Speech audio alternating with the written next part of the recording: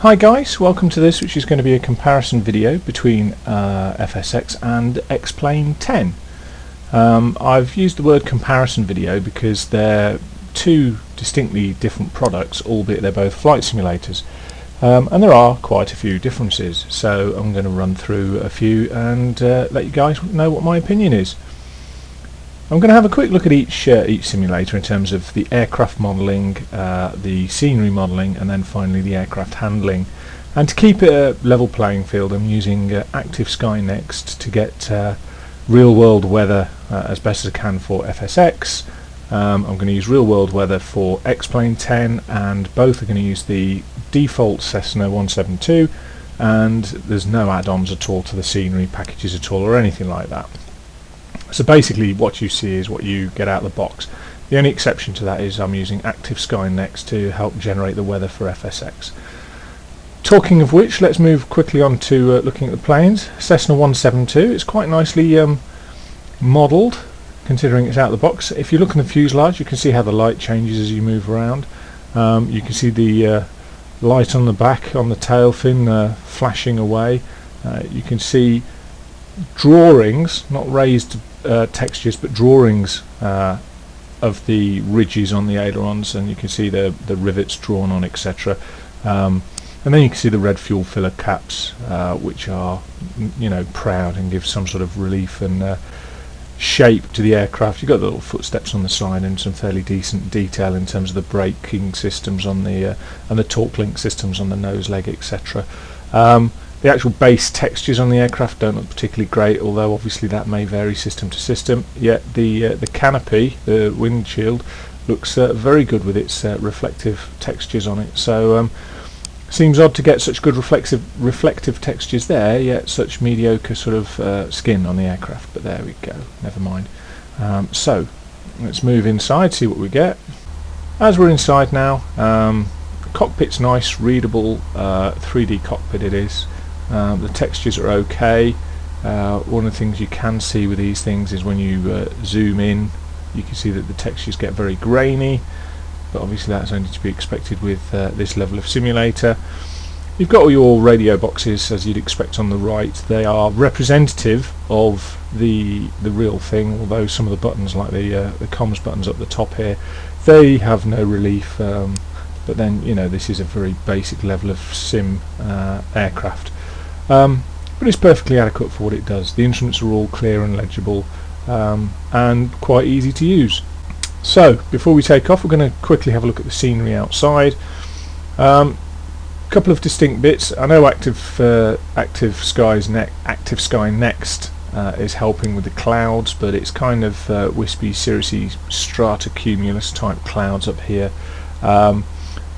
Cutting across the mountain tops. You've got a slight haze to the mountain, which is a nice effect, and the scenery overall looks generally quite good in the distance. As you get closer, when you look at the mountain sides, it's kind of a bizarre stretched texture. It's almost as if the texture's drawn flat and then it's squeezed and lifted into these vertical mountains. So over on this side it doesn't look particularly great, but it's certainly usable. Buildings that are scattered around, very crisp, very clear. They stand out, you know, they're not they don't look like they've got real world textures to them. They're too clean, and likewise the textures on the ground, you know, the runway markings, very clean, very crisp. Now obviously there are add-ons that you can stick on to change it, but in terms of out of the box, this is where we're at. One of my personal pet hates with FSX are things like the approach lighting and the PAPIs, the precision approach path indicators. These lights, they seem very bright. You can see them from all angles, and in addition they seem to hover above the ground, but with no real reason as to why, like some sort of strange alien invasion. But there we go. The other thing with these is when you're actually flying, you can see them from such ridiculously wide angles that, you know, they're not that realistic. But hey, never mind. So the aircraft's quite reasonable, the scenery's okay, certainly it looks better in the distance than it does close to. We're going to have a look at the scenery airborne now. So I've got my rudder pedals linked up. The main reason being is for a fair playing field, because X-Plane needs to have some sort of rudder control. It hasn't got the same auto coordination facility that FSX has, although I'm not using the auto coordination. So let's just try and maintain centerline. As I say, it's got Active Sky Next installed, so it's real world weather. I've got no idea what the wind is other than it's somewhere in front of us. So I'd guess looking at what's happening, it's from the left. So up we go. Try and keep the ball in the middle. So as we're flying, it flies fairly nicely. It's quite sedate, you know, it's not like a fighter aircraft. But a couple of things I'm going to point out now. You can see the textures on the mountain on the right. They look like they just stretch down the face of the mountain. They don't really have that sort of genuine feel to them, which is the first thing. The second thing is I don't like the water that you get out of the box. It's a very sharp crystal clear blue. It looks out of kilter with the rest of the environment, and I just think it ruins what otherwise could have been quite a good sim, because when you look in the distance, I mean, that looks absolutely cracking, and then you look down here at where the water was. There we go, and it just looks so out of place. It's bizarre. I don't quite understand the colouring behind that. Now, one of the things with FSX is the autogen scenery, which is the trees and the buildings that just happen to be in the place. There's a draw distance for those, and I've got the draw distance set quite high. I think the draw distance is set at about 60, 70 miles or something like that. But what you see is you see these clumps of trees or buildings pop up as you get closer to them. So while I'm talking, if you just keep an eye on the sort of foreground, just by the combing of the instrument panel, you'll probably see what I mean. There we go, there's a bunch there, just appeared as if from nowhere. So yeah, the scenery's okay, it's quite reasonable, it's quite useful out of the box. I think the textures far away look quite good. The cloud textures, albeit using Active Sky Next, look okay. They're about the same as FSX default, it's just I've only used Active Sky Next to give a better weather representation, because out of the box I personally don't think FSX is that great, and you'll see why when we come back to look at X-Plane. Now when you look down at the runway, very crisp, very clear, very unrealistic as a result, and you've got your 4 white lights on the left which are indiscernible. You can't actually tell that there's 4 lights there, it just looks like one big light bar. So in terms of handling, we'll move on to that now. The aircraft handles okay. You know, from real life experience I can tell you it's not too dissimilar. It's not the most vibrant flying experience. Flying the real thing, of course, you get a lot more in terms of feel of turbulence, etc., but obviously this is a simulator, so we're limited to what we can get. So I'm going to have a look at a couple of stalls really and see how the aircraft behaves with that, and a couple of steep turns. So steep turn wise, we're going to go do a steep turn round to the left, which is anything between 45 and 60 degrees. So we're going to roll into it, and as we roll into it we're going to start to bring in some back stick, some back pressure on the stick. I'm going to try and do it without climbing.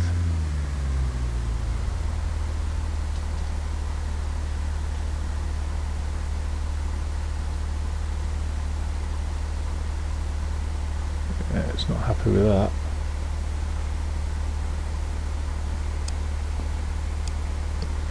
Yeah, not particularly great.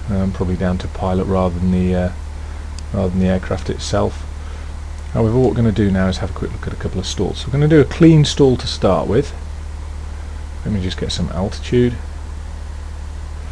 As I say, clean stall to start with, then I'll do one which is going to be dirty with flaps and a bit of power on, and we'll see if we can provoke something other than just the usual sort of stall behaviour. Generally with light aircraft, general aviation aircraft, in terms of stalling, here we go, here's a stall warning coming on.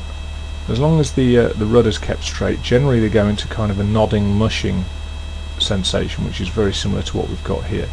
So there's nothing I wouldn't have expected in reality, this sort of high rate of descent, nodding, mushing feeling. So we'll remove the cause, which is to reduce the back pressure, and we'll start to climb away again.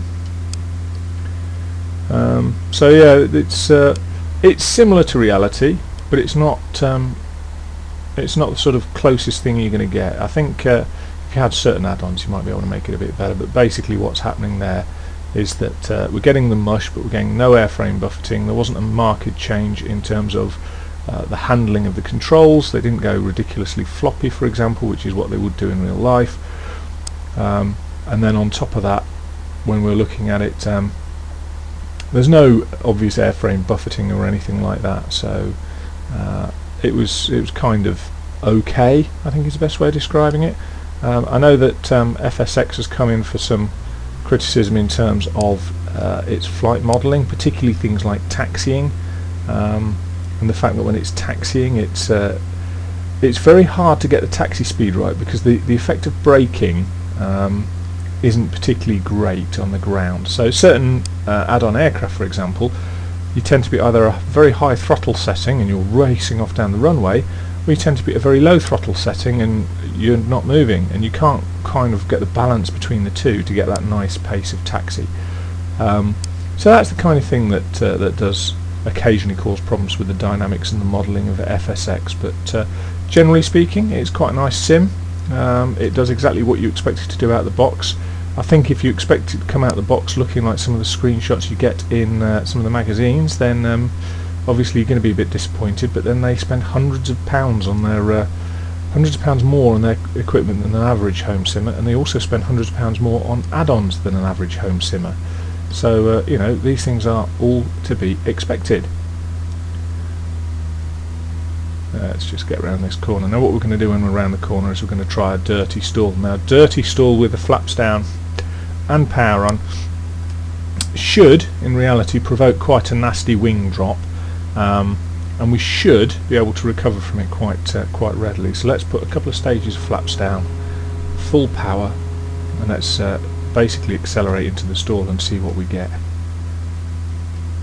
So here we go, full power, keep the ball in the middle, trying not to use the ailerons too much, ball further into the middle. It's wallowing about now. It is quite wallowy now, which is quite realistic. I'm going to take a little bit of that power off. You have to excuse me if I have a bit of a frog in my throat, because I've got a bit of a cold still at the moment. Okay, so here we come down to a stalling speed, plenty of rudder to keep the ball in the middle. That may obviously provoke an incipient spin. There's the stall warning. Rudder's in the middle. Big sink going to come on hopefully any second now. There's the nose going down despite the full aft stick. High rate of descent. Not really any discernible wing drop, and recovering. And so there we go. Not the greatest flight dynamics, unfortunately. However, that's one of the criticisms that FSX has occasionally come in with, is it's sometimes difficult for the flight dynamics to be truly replicated, and sometimes difficult for the scenery to be as realistic as one would hope. But never mind, we'll move on to X-Plane 10 in a moment then. So now we're into X-Plane. And there's a couple of things really to start off with before we go into the aircraft and the scenery. The first thing is just how long it takes X-Plane to load. You could be sat there for 50% longer than FSX, and that's just to get to the options screen, and then from the options screen it reloads everything again. So it does take a long time. The second thing is the environment, and I'm not on about the scenery, I'm on about the environment, because X-Plane 10 has a predictive environment. So basically it uses what's called a plausible world, or a plausible environment, and it doesn't always work. The principle is that it knows the general location of cities, towns and locations, and it knows the general locations of roads, rivers, etc. So it uses all that data and it predicts what it thinks should be there scenery wise, and it doesn't always get it right. So for example, we're at Innsbruck, but we've got a Boeing 747 sat at the end of the runway, and we've got what looks like Eastern Bloc or Chicago tower blocks or apartment blocks, which I think for what is predominantly, as far as I'm aware, a ski resort. In fact there's a KC-10 there taxiing as well, so, or a KC-135, I think it's a KC-10, but there we go. So yeah, X-Plane 10 starts well sometimes, a bit slowly, and then sometimes it does some really bizarre things. So let's talk about the aircraft. The aircraft is exactly the same. It's a default Cessna 172, and as we look at it, it's pretty much spot on. Now there's not a lot to say really. It's very similar to the FSX. It's got some very nice details on the outside. You can see rivet lines, you can see the raised areas like the handle for stepping up onto the wing step there. It's got nice spats, and it's got some lovely reflections on the glass. It's just the same as FSX. It's got raised fuel filler flaps, although it does have a really nice sort of streak, which is where the spilt fuel gets blown back by the airflow, the slipstream. One of the things I would say is that for some it's not important, but for me it makes a fantastic difference. You can see the lights, both the strobe lights on the wingtips, the navigation lights, and the beacon on the tail. In the real aircraft, the beacon behaves just like that. It's not a strobe light, it has a rotating lens and mirror inside, so it does behave exactly like that. So the lighting wise, they have really nailed it. Flight control wise, it's very similar to FSX, but generally for me, I like this aircraft a little better than the default 172 in FSX from the outside. So let's move inside, and this is where it gets a little bit bizarre, because this colour scheme is a lot more garish than real life. Real life is nothing like this. FSX has managed to nail that much better. So yeah, the colours just for me are a little bit garish. Now I appreciate on various add-ons they can obviously change that, they can make the colours more realistic, but I mean the 3D cockpit, it's okay. There's some nice touches, like I can right click and just use the mouse to move around. I don't have to set up anything special for that. And if you've ever heard of EasyDock on the FSX, EasyDock is a camera system. It's an add-on, so it doesn't come with a default simulator, but basically it allows you to set up easily some camera viewpoints. And I've set a couple up here. So I've got this one which is straight ahead, I've got an instrument view where it zooms in, I've got the radio stack there, and then I've got two wing views. Now if I wanted to set up another view, an alternate view, so let's say I wanted to, I don't know, let's set up a view where we're looking above. So there we go. I do that, I press Control and 7, and there we go, that's a view set. So back to 8, back to 7, back to 8, radio stack, looking ahead, instruments, looking above. So incredibly easy, incredibly intuitive, which is useful, because one of the problems I have with, what I had, I should say, with X-Plane 10 is just setting the whole thing up. The user interface is not massively intuitive, and if I go up to settings, joystick and equipment, click for advanced buttons, look at all these options. There's a crazy number of options, you know, so each of these has a different massive number of options, and you can allocate a key to every single one of these, and it's just a nightmare. It's just an absolute nightmare. I mean, when would you want to set an individual key for inlet heat 1 on? Just crazy. But it's nice that it lets you do it, and that shows some of the flexibility that developers have had. Now that's the inside. There's not really much to add to that. That's the outside of the aircraft. So the next thing to look at is the scenery.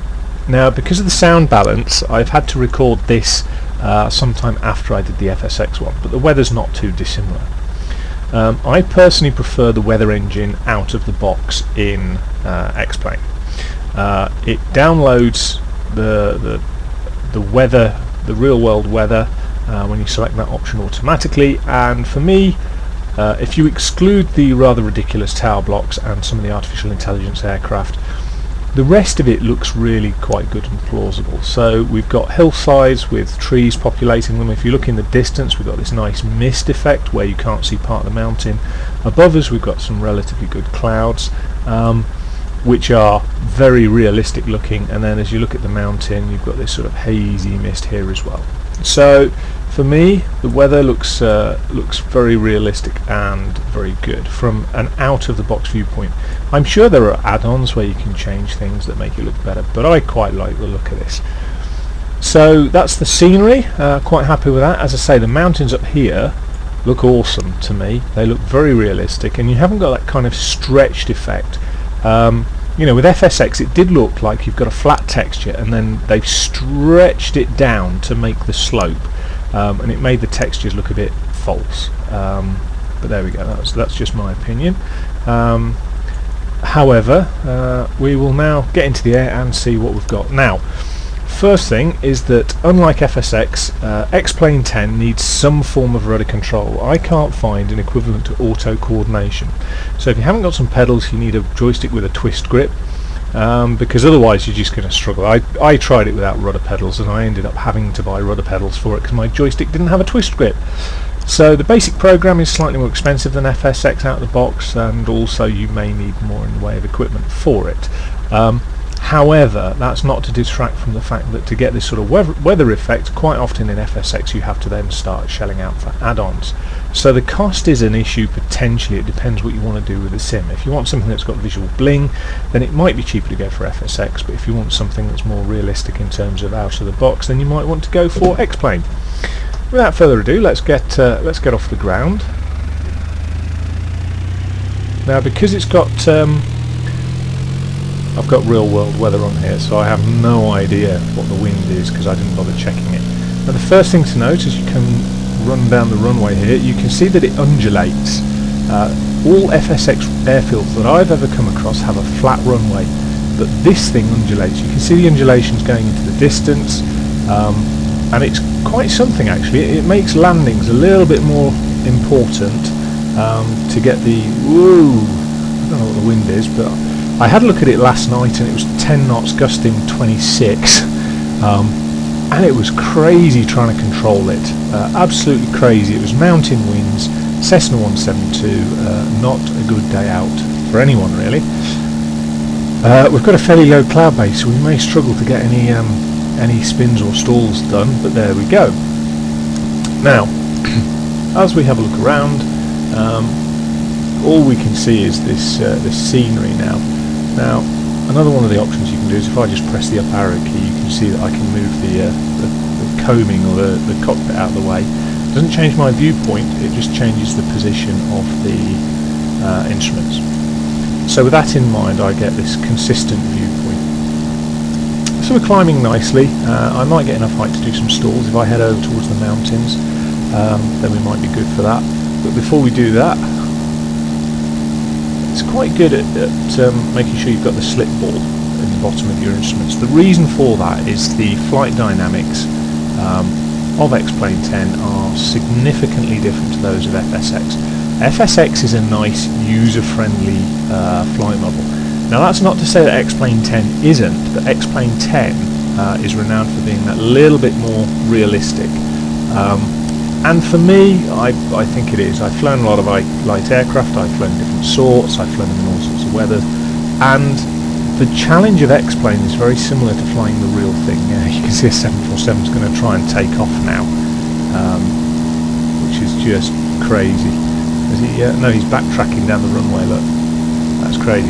Talking of which, the runway textures, I think they look very good. The edges are more faded, they're not quite as stupidly clear as they are in FSX. I mean, FSX, they just look false. There's no way around this. They look false because of the textures on the side. Now, one of the things you can see if you look in the instrument on the bottom left with the slip ball and the turn coordinator, I have to keep playing with the rudder for this aircraft. I've got to make sure that I'm flying in trim and I'm flying in balance, because otherwise it starts to affect how you're flying. So if you look at the mountains which are ahead of us on the left, you can see there's a very nice effect with the trees and the mountain slopes. The second thing to look at is the auto generation in FSX. I was having scenery spring up in the middle foreground, or the middle distance, however you want to describe it. And as I fly here, I haven't got it in X-Plane 10. So, you know, that adds to a sense of realism. The scenery generation seems to be that little bit better. Now, one of the things to be aware of is the actual out-of-the-box scenery for X-Plane 10 is rather limited. Innsbruck is a well-known airfield. It's because of it being in a valley and its difficulty with approaches and whatnot. So as a result of that, it's very well known. So the scenery around here is inevitably going to be quite good. However, if you were to go to some of the smaller airfields, or even some of the medium regional airfields like Aberdeen or something like that, you might well find that literally there's just a runway or a couple of runways, no buildings, nothing else, just enough to sort of convince you that you are capable of landing there. So that's one of the difficulties sometimes with X-Plane, is you decide to go to a local airfield and there's nothing there that resembles the airfield, just a slab of runway there. So yeah, another of my bugbears, if you recall, was water. Now if I look at the water down here, it's a much darker colour. It's obviously not as realistic as some simulator scenery or the stuff that you might get from add-ons as additional textures. But fundamentally it is that bit better than the cartoon blue water I was getting out of FSX. As I say, there might be an element of operator error, there might be better ways of doing it, but I haven't found any, so that's where I'm at. So let's turn back towards the runway and the airfield. I've got a flight just like the real thing. I need to feed in a little bit of left rudder, I need to bank it over, and I need to pull back on the stick and feed in a bit of power if it's a steep turn. It's not particularly steep, but you can see that the airspeed's affected and I have to balance the aircraft with the rudder. So as I say, there's a bit more to the flight dynamics than there is to FSX. FSX you can generally just chuck it on the wing, steer it around and hope for the best. A bit different when you get to aircraft which have a bit of momentum or which have external flight models. So for example the Majestic -8 Q400, because of the limitations of FSX, they've actually designed the software to do a lot of the computation and the calculations for the flight model outside of FSX because of the limitations of FSX. Things like modelling of turboprops, FSX isn't very good at that, and it's been known as such for a while. So what happens with a lot of FSX stuff now is the developers are looking for ways around the actual program itself. And as I say, for the Majestic -8 Q400, one of the things they've done is they've actually written a lot of the program outside of FSX. Which brings me on to how the programs then handle their aircraft. FSX with its aircraft basically uses a similar technique to reverse engineering. They take an aircraft, they look at the performance figures of that, and then they feed that into FSX with a flight model to try and replicate those figures. And sometimes it doesn't match. So for example, I just got the Aerosoft X extended A320, and even in the instructions it says that there may be circumstances when the engine figures aren't realistic, and I think that's just more down to modelling than anything and the limitations of the program, but it's the kind of thing that developers now have to put up with because of the age of the program. So we're somewhere above the airfield now. I'm not going to bother looking down, but we're going to reduce the power. I'm going to make sure we try and maintain altitude, and we're going to do a clean stall, which if you remember on FSX was a very mushy experience. Now in real life a clean stall will tend to be that. So the speed's coming back, we're expecting the stall at the bottom of the green. I'm having to feed in a bit of rudder to keep it straight because we've obviously got no slipstream. Got quite a poor horizon out there. You can see how good the weather is as we get into the base of the clouds now. I very much like it. So here we go, we've got the nose is drifting to the right, so I need to stop that with the rudder, just hold it straight, keep pulling back, there's the stall warning, and let's see what happens. We've pretty much got full back stick, and whoa, there's a wing drop. Now you don't get that in FSX. There was quite a lot of rudder fed in, so we'll do the same again without too much rudder fed in, and see if we get the same sort of thing. So nose up into the stall, make sure the ailerons are level, stick fully back, bit of a mush, and this time there's a bit of a right wing drop, but nothing too dramatic. So remove the cause of the stall, which is pulling back, add some power, make sure we stay clear of this cloud. I must admit, I really am a fan of this weather in X-Plane 10. It really does for me make a big difference. Now what we're going to do now is we're going to put some flap down. So let's just have a quick look down here. We'll put 2 stages of flap down.